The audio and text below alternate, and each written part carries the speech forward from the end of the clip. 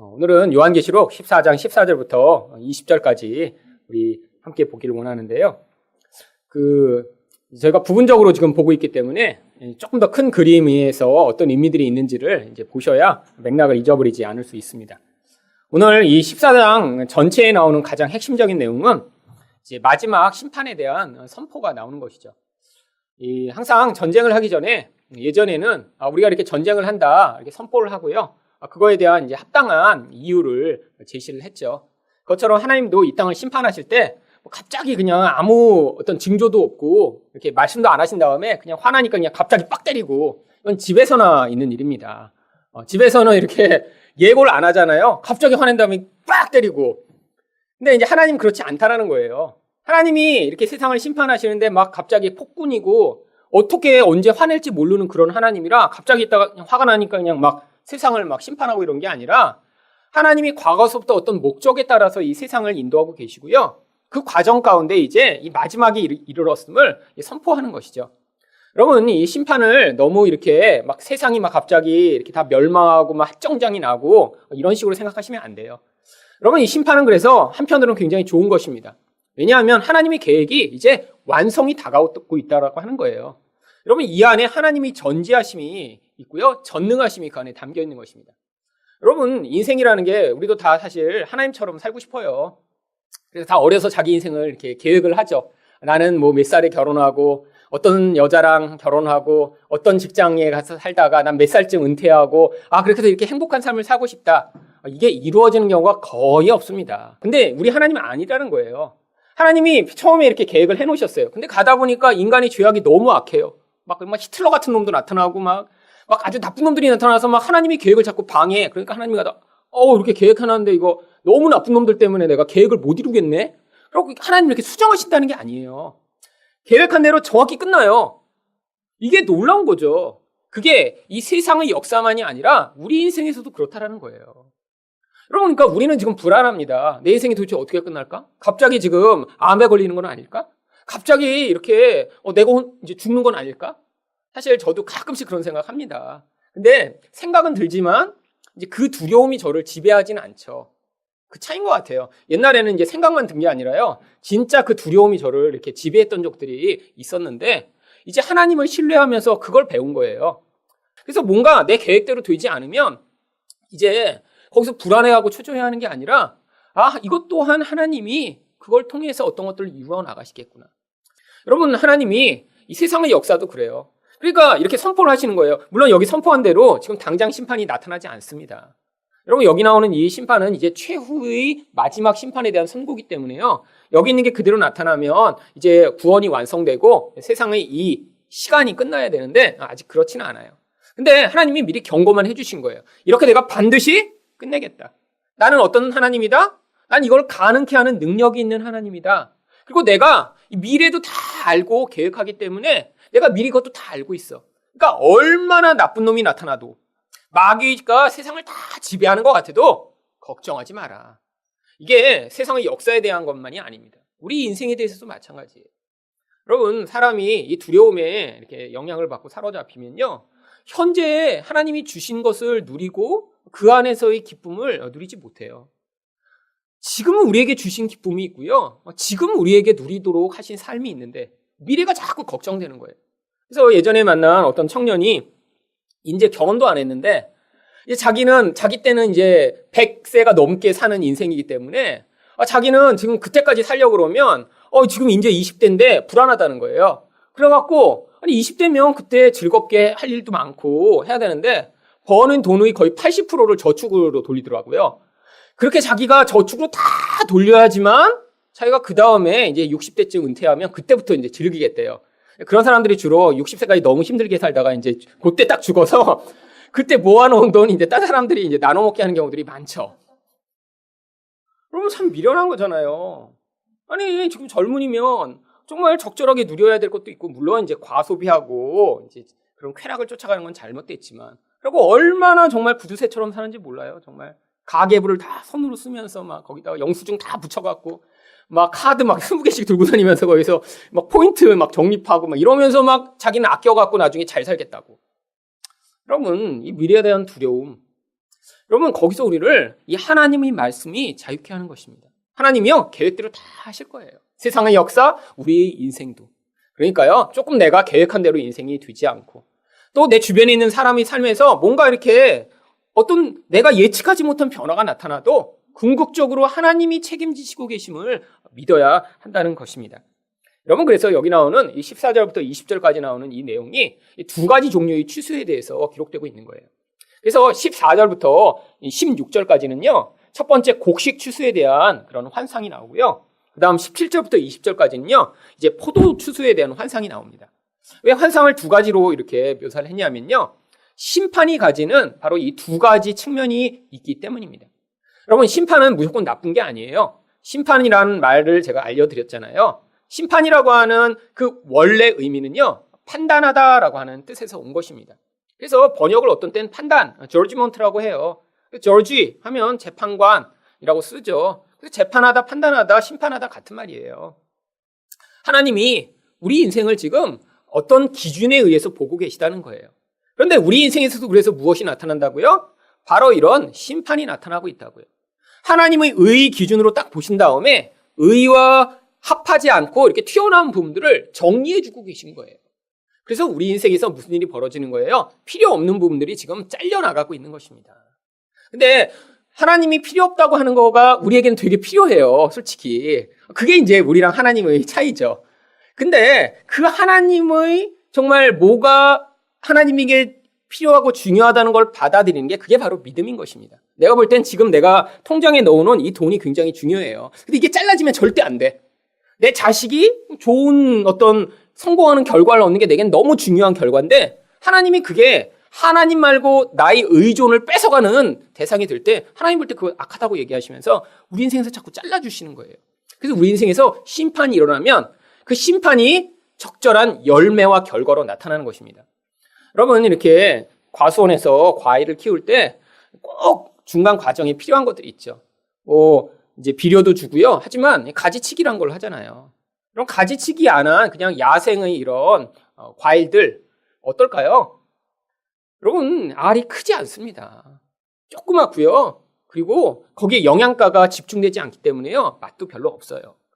사실 지금 저희가 먹는 모든 과일들은요, 옛날에는 맛보지 못한 종류의 그런 과일들입니다. 왜냐하면 철저하게 영양가도 많이 가도록 하고요. 또 당분도 높도록 일부러 조치를 더 하는 거죠. 그래서 지금 먹을 때 맛있다라고 여기는 것입니다. 여러분, 우리 인생도 마찬가지예요. 하나님이 우리를 그냥 놔두시면요, 열매 안 맺어져요. 우리 인생에서 사실 너무나 다양한 다른 관심과 다른 즐거움과 다른 의존이 많으니까 그게 전부인 줄 알고 막 살아가다 보면 엉뚱한 결과를 남기며 사는 게 우리 인생이라 하나님이 오셔서 열매 맺도록 개입해 오시고 그 개입의 결과로 나타나는 것이 바로 여기 나오는 추수라고 하는 것이에요. 그래서 이 앞에 나오는 곡식 추수는요, 하나님의 백성들의 인생에서 하나님이 이렇게 가지치기를 하시고 개입해 오신 결과로 나타난 그런 알곡이 나오는 결국을 얘기하기 때문에 여기에는 뭐 이런 하나님의 심판의 모습이나 또 이런 뭐 막 피가 흐르는 것과 같은 이런 모습들이 그려 있지 않고요. 이제 곡식의 추수의 모습으로 나오는 거고요. 근데 심판에 또 다른 측면이 있습니다. 하나님이 이게 바른 기준이라고 우리에게 제시해 주셨어요. 내가 생각할 때는 이게 중요한 거야. 너가 아무리 중요하다고 여겨도 아니야. 그게 내가 판단할 땐 아니야 라고 하는데 그걸 못 받아들이는 많은 사람들이 있습니다. 죽을 때까지 못 받아들이는 거예요.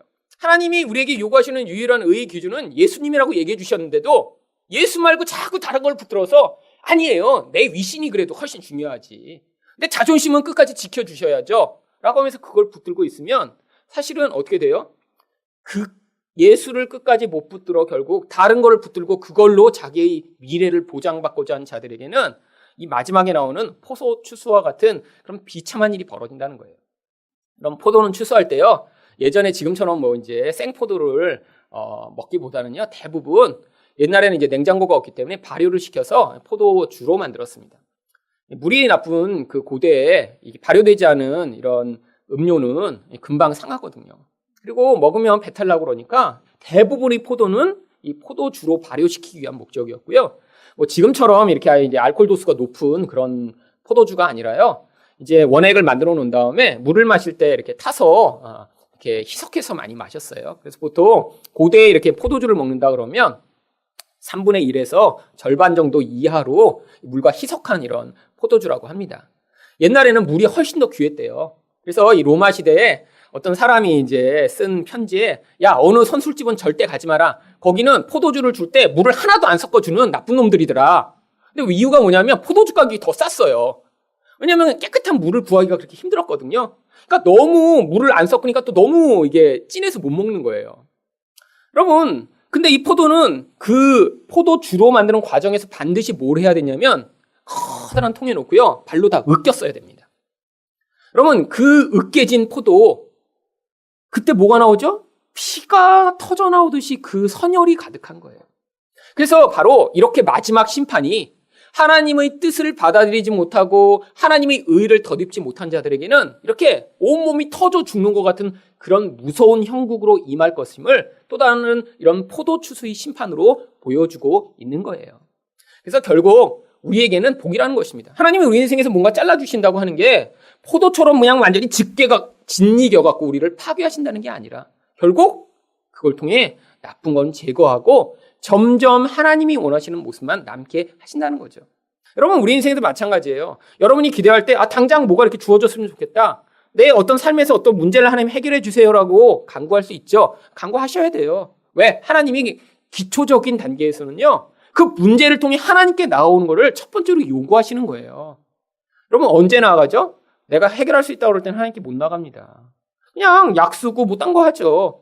근데 그게 내 노력과 내 힘으로 안 된다는 한계에 부딪힌 그 순간에 하나님께 나아가고요. 하나님이 그걸 원하시기 때문에 지금 그 문제를 주신 거죠. 그리고 그 과정을 지속되게 하심으로 어떻게 하세요? 결과적으로 우리 근원적인 진짜 문제를 해결해 주시고자 하는 거예요. 그게 궁극적으로 나중에 보면요. 우리에게 큰 유익이 되는 거죠. 여러분, 하다못해 이런 몸 하나만 가지고도 그런데 우리 인생에 얼마나 많은 것들이 그런가요? 내가 생각할 땐 이 문제만 해결해주면 그냥 내 인생이 당장 지금은 괜찮을 것 같은데 그 문제 당장 해결해주면 여기 안 오시는 분 몇 분 계셔서 그 문제 계속 있는 거예요 지금. 그렇잖아요. 그 문제 해결되면 지금 골프 치러 가는데 지금 이게 그냥 붙잡혀 있어 지금. 이런 문제들이 우리 인생에 많아요. 우리 인생에서 그래서 문제들이 죽는 그 순간까지 끊이지 않습니다. 여러분, 그래서 예수 믿고 문제 없이 그냥 내 인생이 그냥 완전히 평안하고 그냥 쫙 가기를 원하신다. 이런 거 없어요. 특히 우리 교회 다니시면 없어요. 여러분, 다른 교회에서는요, 있어도 없다고 막 거짓말을 해요. 막 믿습니까? 그러면 사람들 믿습니다! 막 선포하고. 근데 나가면 여전히 아파. 근데 믿음이 부족한 지역. 막 그냥 그러면서 이제 야단치니까 맞아, 나 안 아파, 안 아파. 막 그러면서 나가는데 소용없어요, 그런 거. 그럼 그 문제를 통해 하나님을 만나고 내 문제의 진짜 중요한 부분에서 변화를 경험할 수 있어야죠. 하나님이 우리 인생을 지금 계획하고 지금 인도하고 계시다는 것을 보셔야 됩니다. 14절 우리 한번 다시 같이 읽어볼까요? 시작. 또 내가 보니 흰 구름이 있고 구름 위에 인자와 같은 이가 앉으셨는데 그 머리에는 금 면류관이 있고 그 손에는 예리한 낫을 가졌더라. 성경이 이렇게 어떤 내용들을 묘사할 때는 다 이걸 가지고 이제 우리에게 메시지를 전달하시고 싶은 거예요. 그냥 이 인자와 같은 이는 예수님이잖아요. 근데 그 예수님을 그냥 예수님이 계시다라고 묘사하지 않고요. 흰 구름이 있고 구름 위에 인자와 같은 이가 계시다라고 묘사하는 이유가 있는 거죠. 이 표현은 다니엘서에 있는 표현을 그대로 갖고 온 것입니다. 다니엘서 7장 13절과 14절 말씀을 보겠습니다. 같이 읽을게요. 시작. 내가 또 밤 환상 중에 보니 인자 같은 이가 하늘 구름을 타고 와서 옛적부터 항상 계신 이에게 나아가 그 앞으로 인도되매 그에게 권세와 영광과 나라를 주고 모든 백성과 나라들과 다른 언어를 말하는 모든 자들이 그를 섬기게 하였으니 그의 권세는 소멸되지 아니하는 영원한 권세요 그의 나라는 멸망하지 아니할 것이니라. 여기 나오는 내용을 가지고 온 것입니다. 근데 이 다니엘서 7장에는 어떤 내용이 나오냐면요. 세상에 무서운 괴물과 같은 그런 존재가 세상을 지배하고 있음을 이 7장에서 원래 보여주는 거예요. 세상에서는 이렇게 곰과 같은 표범과 같은 무서운 세력들이 세상을 다스리는 것 같은데 실제 그들이 세상을 다스리는 권세자가 아니라 진짜 권세는 우리 하늘에 계신 하나님에게 있고 그 권세를 그의 권세를 위임받은 이런 인자와 같은 분이 나타나 결국 세상을 다스리게 될 것을 보여주고 있죠. 그런데 그 인자와 같은 이라고 얘기하는 게 그러니까 사람이죠. 사람의 아들. 사람 같기도 한데 또 사람이 아닌 것 같은 거예요. 왜 그렇죠? 거기에 이유가 뭐냐면 13절을 한번 7장 13절 다시 볼게요. 하늘 구름을 타고 와서 옛적부터 계신 이에게 나타난 가시는 바로 분이시기 때문이에요. 한글 성경에 하늘 구름을 타고 왔다라고 그러는데요. 제가 이 요한계시록 맨 처음에도 한번 말씀을 드렸지만 영어 성경은 뭐라고 표현하고 있는지 한번 볼까요? 영어를 제가 거기다 써놨는데 7장 13절을 한번 펴보세요. 네, coming with the clouds. 여러분 타고 오시는 게 아니에요. 여러분 성경의 한글 성경들이 대부분 예수님이 구름 타고 오신다고 그러는데요. 구름을 타시는 게 아니라 구름과 함께 오시는 것입니다. 여러분 예수님이 뭐 손오공처럼 뭐 이렇게 교통수단이 필요해가지고 하늘에서 이렇게 구름이 있어요. 떨어지지 않으시는 분이 아니라요. 이 구름이라고 하는 것이 성경에서 원래 어떤 의미가 있기 때문에 구름과 함께 오신다고 표현하고 있는 거예요. 여러분 그래서 신약 성경에도 똑같은 표현이 있습니다. 마태복음 24장 30절 말씀이죠. 같이 읽어볼까요? 시작. 그때 인자의 징조가 하늘에서 보이겠고 그때 땅의 모든 족속들이 통곡하며 그들이 인자가 구름을 타고 능력과 큰 영광으로 오는 것을 보리라. 여러분 여기도 구름을 타고 오신다고 한글 성경은 번역하고 있지만요. 구름과 함께 오시는 것입니다. 왜 구름과 함께 오실까요? 구름이라는 단어 자체가 구약 성경에서 하나님의 영광을 대신해서 표현하는 단어이기 때문이에요. 출애굽기 40장 35절 말씀 볼게요. 같이 읽을게요. 시작. 모세가 회막에 들어갈 수 없었으니 이는 구름이 회막 위에 덮이고 여호와의 영광이 성막에 충만함이었으며. 여러분 하나님의 영광을 인간이 볼 수가 없습니다. 하나님의 영광은 정말 하나님이 존재가 가지신 그 하나님의 본질과 성품이 그대로 투영돼 나타나는 거기 때문에요. 죄인이 그 하나님의 영광을 접하면 죽을 수밖에 없어요. 그래서 하나님이 그 영광이 우리가 직접 이렇게 닿지 않도록 하시기 위해 이 커튼 같은 것을 앞에 이렇게 두르고 오신 거예요. 그렇죠? 그래서 하나님의 영광이 있을 때면 항상 하나님이요 구름을 그 앞에 이렇게 덮으셔서 온 거예요. 그래서 구름이 있으면 뭐가 있는 거예요? 하나님의 영광이 거기에 이렇게 있는 거예요. 하나님이라는 존재는 자기 영광을 구름으로 감춰서 결국 구름과 함께 오신다는 건요. 하나님이 영광스럽게 오신다는 걸 이야기하는 거예요. 그래서 나중에 예수님이 구름을 타고 오시는 게 아니라요. 영광스러운 하나님으로 오시는 것입니다.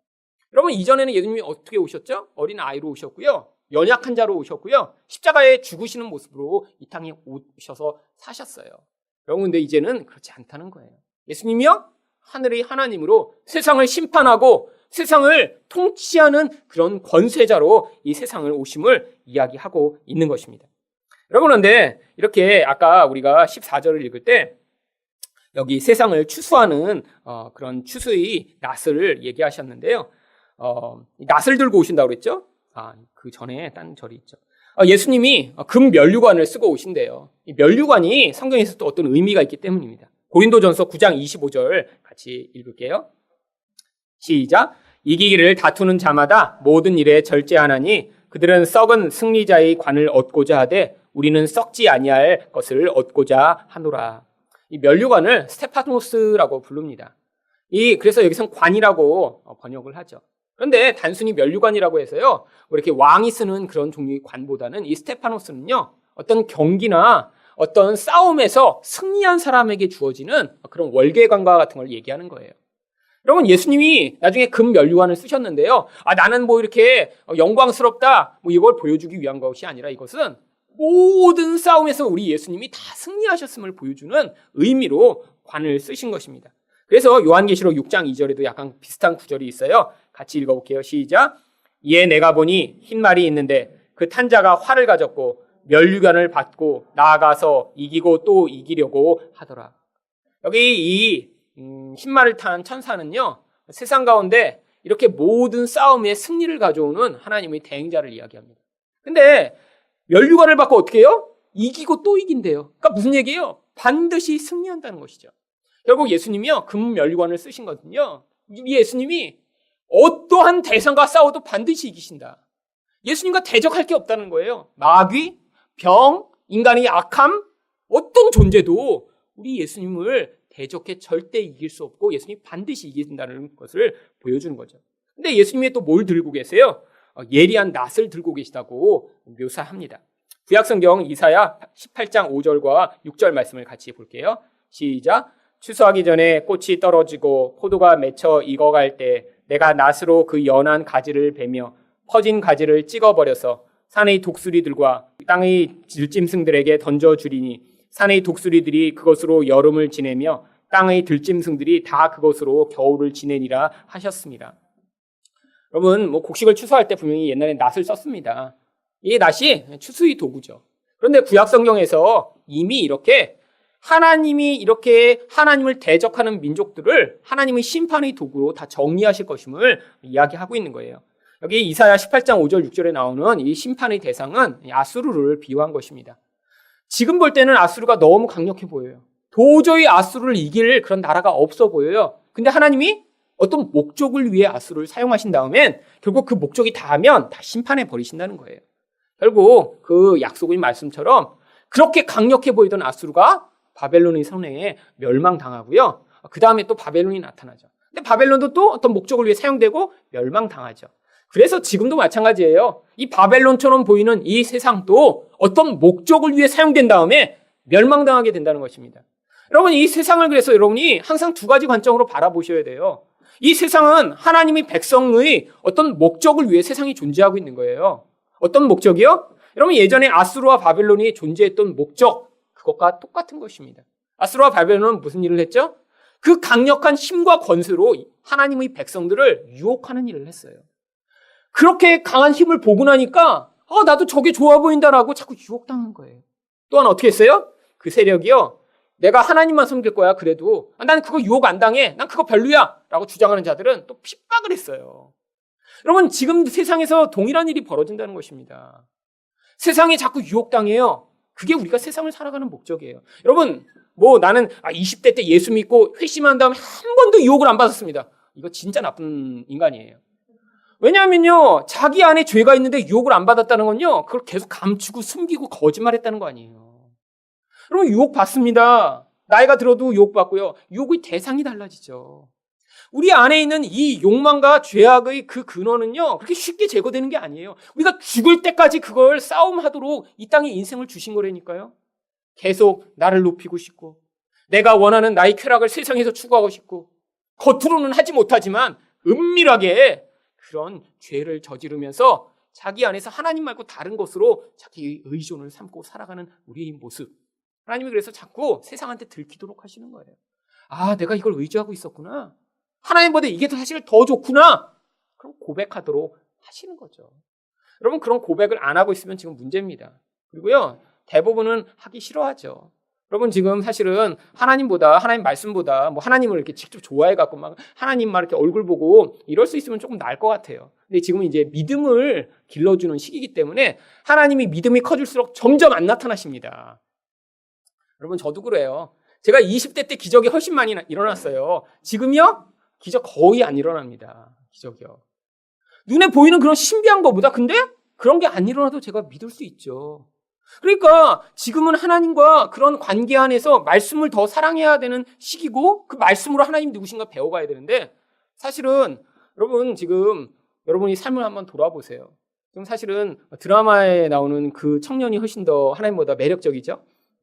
그래서 그냥 월화, 수목, 금토, 주말 드라마까지 못 보면 나중에 녹화해갖고 이제 스마트폰으로 꼭 보셔야 되는.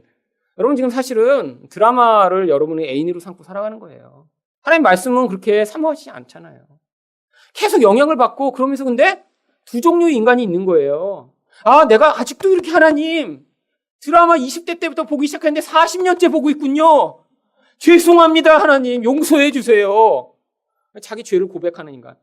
아니면 또 다른 인간은 어떤 인간이에요? 여전히 어때서 그러니까 자기가 지금 뭘 사랑하고 있는지 그거조차도 모르는 거예요. 그럼 그걸 고백해야죠. 하나님 이렇게 연약한 저 용서해 주세요. 하나님 좋아한다고 말만 해놓고 진짜 내 속마음은 하나님 별로 안 좋아하는 이 마음 하나님 용서해 주세요. 이게 자기 죄를 발견하고 깨닫는 성도의 모습인 거예요.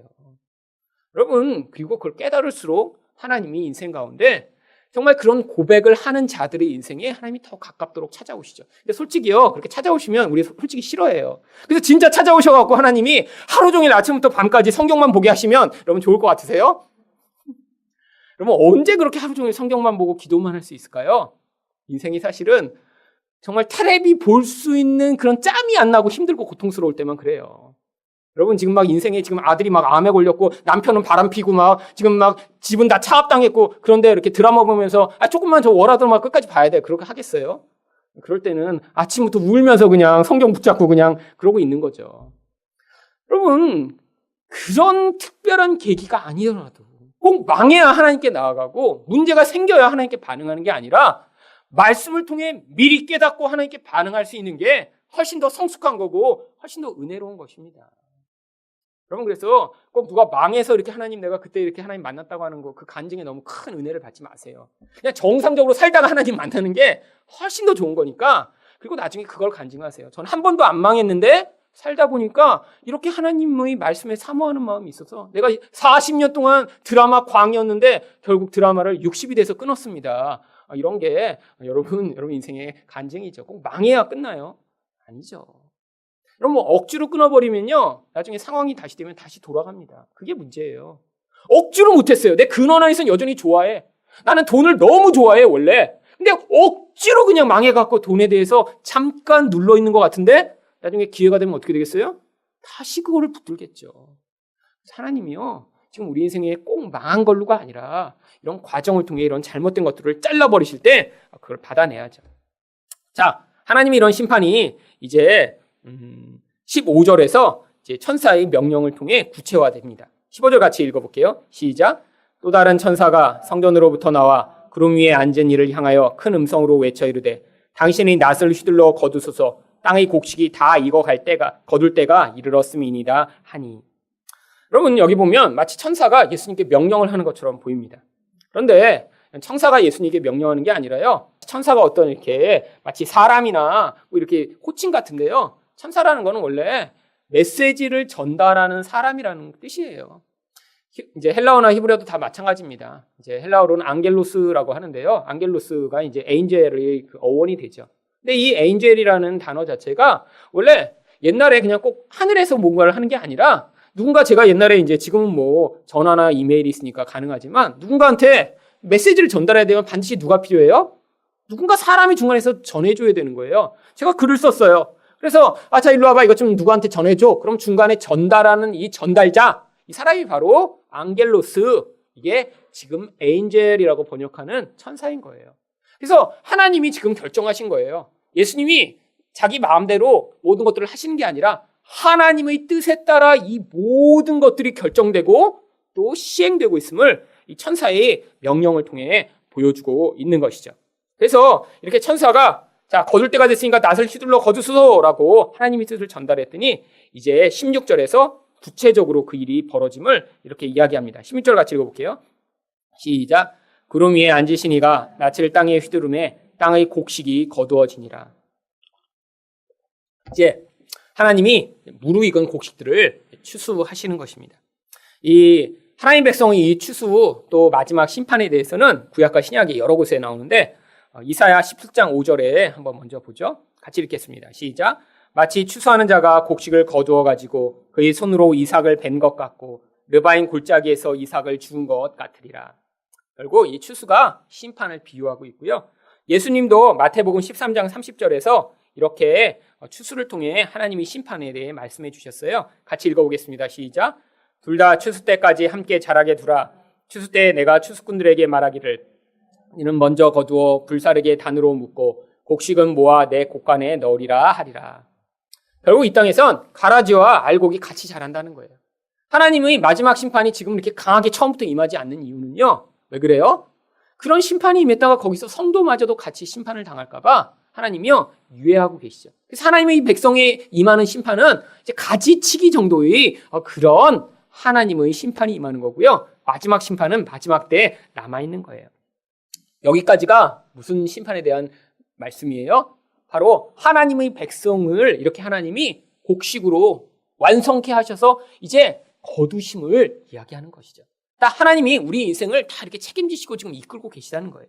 근데 요 다음에 17절부터 나오는 것은 이제 하나님이 이제 진노의 결과로 어떻게 심판을 베푸시는지를 설명하고 있습니다. 17절 말씀 볼게요. 시작. 또 다른 천사가 하늘에 있는 성전에서 나오는데 역시 예리한 낫을 가졌더라. 하나님 백성들을 구원할 때는요, 이제 예수님이 직접 행하시는데 여기서는 천사가 오더니 또 다른 예리한 낫으로 심판을 행합니다. 그래서 이 천사가 행하는 심판에 대해 18절에 이렇게 설명하는데요. 같이 한번 읽어볼게요. 시작.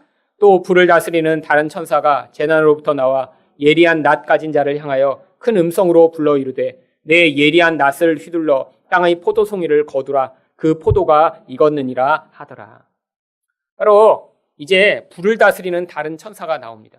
근데 왜 하필이면 이 불을 다스리는 천사가 나오죠? 이 천사가 과거에 한번 등장했던 적이 있거든요.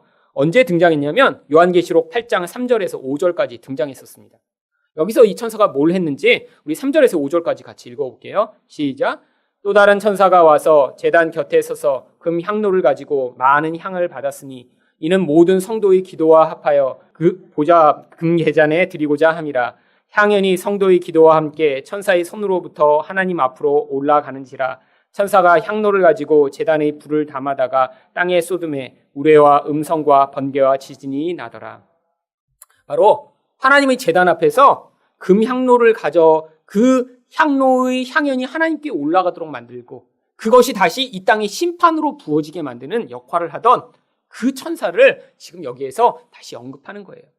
과거에 8장 3절에서 5절에 나올 때 어떻게 됐어요? 성도들이 기도를 하면요, 이 기도가 어떻게 된다는 거예요? 이게 향이 돼서 하늘로 올라간다는 거예요. 그래갖고 하늘에서 하나님이 그거를 받으셔서 거기다가 이제 향연과 함께 그 기도를 다 담아갖고 섞은 다음에 그거를 하나님이 받으실 만한 그런 향기로 하나님께 올려드리는 거죠. 그래서 하나님이 그걸 받으시고 어떻게 하세요? 그냥 좋다 끝나시는 게 아니라 그걸 가지고 이 땅을 심판하는 도구로 사용하신다는 거예요. 여러분, 왜 이런 이미지를 묘사할까요? 우리 기도가 하나님 나라에서 얼마나 중요한 역할을 하는지를 보여주는 것입니다. 여러분, 그러니까 우리 기도가 사실은 뭐를 하는 중요한 도구예요? 심판을 하는 도구라는 거예요. 우리를 향해서도 마찬가지입니다. 여러분, 여러분이 어떤 기도를 하면요, 그 기도가 응답돼서 내가 원하는 대로 되는 게 기도의 역할이 아니에요. 기도는요, 하나님의 심판을 대행하는 도구가 되는 것입니다. 내가 원하는 게 있어요. 근데 이 원하는 게 하나님의 뜻과 일치하면 괜찮아요. 그러면요, 그것이 하나님께 상달돼 우리 인생 가운데 다시 영향력이 있겠죠. 근데 하나님이 원하는 건 이건데요, 내가 원하는 건 이거예요. 이걸 많이 강구해요. 하나님 이걸 받으셔서 어떻게 하신다고요? 이걸 심판의 도구로 다시 땅에 쏟으시는 거예요. 그래갖고 우리 인생에서 내가 잘못된 것을 의존하고 있는 그 인생으로 그 기도를 다시 돌리셔서 낫을 치시듯이 우리 인생을 쳐주시는 거죠. 그래서 기도 많이 하면 무슨 일이 벌어지냐면요, 내 인생에서 잘못된 것들을 붙들고 있던 그 부분이 잘려나가야 사실 이 기도가 바른 기도를 하고 있는 거예요. 근데 우리는 어떻게 이런 일이 벌어지도 난 계속 잘못된 것만 구하고 있는데 하나님이 지금 10년째 내 욕망을 이루어주지 않는데도 계속 잘못된 것을 구하며 하나님을 붙들고 있으면요, 거기에 그래서 여기서 뭘 해요? 성도의 기도와 향연을 하나님이 같이 덮으시는 거예요. 그 기도만 하나님이 그냥 받으시면요, 진노를 그냥 이렇게 하나님이 내리셔야 되는데 거기에 예수 그리스도의 향기가 같이 덧붙여져서 하늘로 올라가 그게 하나님이 받으실 만한 그런 향연이 되고 그걸 통해 우리에게 꼭 필요한 그런 심판의 도구로 내려오고요. 또한 이 땅을 향한 하나님의 심판의 도구가 되는 것이죠. 여러분, 그래서 지금의 시간은 바로 하나님의 심판이 이렇게 우리들에게 임하는 시간입니다. 여러분, 우리가 기도했는데 악인이 갑자기 이렇게 변하거나 내 주변에서 나를 괴롭히는 사람이 갑자기 변할 것이라고 여러분 착각하지 마세요. 제가 그 이미 많이 해봤거든요. 저도 옛날에 늘 그런 기대를 했어요. 아니, 내가 이렇게 열심히 하나님 믿고 나를 괴롭히는 저 악인이 나쁜 놈인 거 확실하면 내가 조금만 더 강하게 기도하면 하나님의 심판이 그놈한테 임해서 내가 그놈이 반드시 망하는 걸 보고 여길 떠나리라. 그랬는데 제가 망하는 걸 보고 제가 떠나게 되더라고요. 왜 그럴까요? 여러분, 그 악인은요, 어차피 그냥 놔두면 그 악에서 벗어나지 못한 채로 살다가 망하게 되는 게 너무 당연한 길이에요. 그러니까 그 악인은 그냥 놔두고요, 결국 그대로 하나님이 개입하시지 않으면 지옥과 같은 인생을 살다 지옥과 같이 끝나게 됐죠. 근데 하나님 백성은요, 그냥 놔두면 안 되는 거예요. 그 악인을 통해 우리 안에 있는 죄를 드러내신 다음에 우리를 하나님이 거기서 자유케 해주시는 게, 그게 바로 하나님이 지금 우리 삶에서 심판을 주시는 이유인 것입니다. 여러분, 그래서 젊어서 그런 하나님의 개입과 다스리심을 많이 받은 자는 지금 나이가 들수록 어떻게 되겠어요? 점점 내적으로 자유롭고 풍요롭고 행복해지게 되는 거죠. 여러분, 이 땅의 인생을 너무 막 이렇게 내가 원하는 것들을 이루지 못해서 불편한 거기에 초점을 맞추고 이렇게 이 복음을 들었더니 오히려 너무 힘들다. 뭐 하나님이 기도한 대로도 그냥 하나도 안 주시고 막 그냥 이상하네 그 하나님은 이렇게 생각하시지 말고요. 빨리 그걸 받아들이면 이제 여러분 안에 행복과 기쁨이 많아진다니까요. 그걸 빨리 해야죠. 지금 그걸 못 버리니까 사실은 가지고 있어도 불행한 거예요. 사실은 옛날에 비해 얼마나 많이 가지셨나요? 솔직히. 여기 지금 5, 60대 이렇게 나이 드신 분들 중에 20대 때 내가 이렇게 풍요롭고 이렇게 많은 것을 가지고 살리라고 꿈에도 생각하지 못한 분 계실 거예요. 왜냐하면 3, 40년 전에 생각하면 한국 수준이 워낙 낮았잖아요. 집에 뭐 차가 그렇게 몇 대씩 있고 막 이렇게 좋은 아파트에 그렇게 풍요롭게 살고 막 해외여행 막 다니고 이런 거 그때 꿈 못 꿨어요. 그럼 해외 한번 나가려면 막 그냥 서류에 사인 받아야 되고 그러면 그러던 세상에서 지금 이렇게 드리려고 하면 꿈도 못 꿨는데 여러분 그렇게 지금 살고 계신데도 여전히 불만족하고 문제가 많잖아요. 그러니까요. 내면이 자유롭게 되면 내가 그런 수준이 되거나 되지 않거나 관계없다니까요. 본질 안에서 하나님의 은혜가 있는 그게 훨씬 더 행복한 것입니다. 그리고 그걸 누리다가 가셔야죠. 여기서는 끝까지 못 누리다가 죽는 그 순간에 이거 천국에 가야 되나? 이러고 가시면 안 되고요. 이거 참 이렇게 잠깐 맛봐도 행복한데 우리 하나님 곁에 가면 얼마나 좋을까? 이러면서 하나님 빨리 데려가세요. 이렇게 해야죠. 그렇죠? 그래서 죽는 순간에 그 마지막 순간에 회개하시지 말고 지금부터 빨리빨리 하세요. 말씀을 듣고. 그래갖고 이제 그런 걸 누리시며 즐겁게 사시다가 이렇게 하나님 나라가 임한 게 너무 좋은데 정말 하나님 곁에 빨리 가고 싶다. 여러분 여기 너무 힘들어서 빨리 가고 싶으시면 안 돼요. 여러분 그런 분 계세요. 너무 힘드니까 차라리 이러니 죽는 게 낫다. 그거는 자살이잖아요. 자살. 지금 마음에 그런 생각을 하는데 못 죽는 거는 지금 두려움이 많아서 못 죽는 거죠. 실제로는 지금 내적 자살을 하고 있는 거예요. 그리고 인생을 그렇게 살면 얼마나 불행해요. 지금 못 죽어서 사는 인생. 아니에요. 여러분, 여러분이 어떤 환경과 상황 가운데 있어도 하나님이 그 기쁨을 여러분 안에서 맛보게 하시면요. 상관없어요. 그냥 노래하고 즐겁게 행복하게 살 수 있는데 아직 그렇지 못한 게 이 과정을 더 겪어야 되는 거죠. 그래서 이렇게 추수에 대해 구약 성경에도 이제 또 나옵니다. 요엘서 3장 13절 한번 볼게요. 같이 읽어보겠습니다. 시작. 너희는 낫을 쓰라 곡식이 익었도다 와서 밟을지어다 포도주 틀이 가득히 차고 포도주 독이 넘치니 그들이 악이 크미로다. 구약에서부터 이렇게 하나님이 악을 심판하심으로 이렇게 하나님이 온전케 하실 것임을 약속하고 계세요. 19절에 정말 하나님의 말씀대로 낫을 휘둘러 포도를 거둡니다. 19절 말씀 같이 읽게요. 시작. 천사가 낫을 땅에 휘둘러 땅의 포도를 거두어 하나님이 진노의 큰 포도주 틀에 던지매. 그랬더니 이게 구약에 나오는 하나님의 예언을 성취하는 거예요. 이사야 63장 6절 말씀을 같이 읽겠습니다. 시작. 내가 노함으로 말미암아 만민을 밟았으며 내가 분함으로 말미암아 그들을 취하게 하고 그들의 선열이 땅에 쏟아지게 하였느니라. 아멘. 하나님이 결국 악인들을 반드시 심판하셔서 그들의 피가 뚝뚝 떨어지는 것처럼 만들어내신다는 거예요. 근데 이게 얼마나 정말 온 세계적으로 일어난 일인지 20절에 이렇게 묘사합니다. 20절 말씀 같이 읽을게요. 시작. 성 밖에서 그 틀이 밟히니 틀에서 피가 나서 말 굴레까지 닿았고 1600사디온에 퍼졌더라. 여러분 어디서 피가 흘렀는데 이 말 굴레까지 이렇게 닿았다는 게 그냥 피가 이만큼 쌓인 거죠. 옛날에 실제로 그 이제 십자군 전쟁 때 예루살렘에 이제 많은 이제 다양한 민족들이 살고 있었습니다. 그때 이제 이스라엘 백성들 조금 있었고요, 유대교 믿는 사람들. 그 다음에 거기가 이제 성지였기 때문에 또 많은 곳에서 다양한 사람들이 살고 있었는데 이제 십자군 전쟁을 하면서 그걸 포위해갖고 처음에 이제 탈환하겠다고 온 거예요. 그래갖고 정말 그 안에 있는 사람들을 다 싸그리 몰살해 버렸는데 얼마나 정말 사람을 많이 죽였는지 그 피가 흘러가고요. 길에요. 이제 이 말 굴레까지는 안 됐는데 이 말 무릎까지 피가 흘렀다고 그래요. 말 무릎이 이제 이 정도 될 거 아니에요. 3, 40cm. 거기까지 이 사람 피가 흘러가고 길에 있었다고 그러죠.